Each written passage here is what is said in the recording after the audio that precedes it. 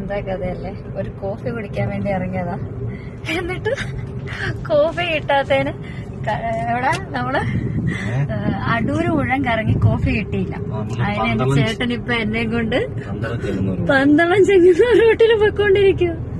Coffee മേടിച്ചു തന്നിട്ടേ അടങ്ങത്തുള്ളതാണ് എന്നെ പൊന്നാങ്ങള പറയുന്നത് അല്ലേ ചേട്ടാ? കോഫി ഉണ്ടാക്കി തരും. അവസാനം പറ്റിയില്ലെങ്കിൽ ഞാൻ പറഞ്ഞ തിരിച്ചു പോവാന്ന്.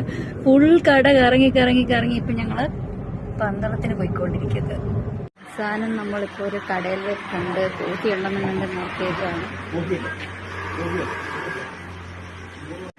അങ്ങനെ അവസാനം നമ്മള് കോഫിക്കട കണ്ടെത്തിയിരിക്കുകയാണ്.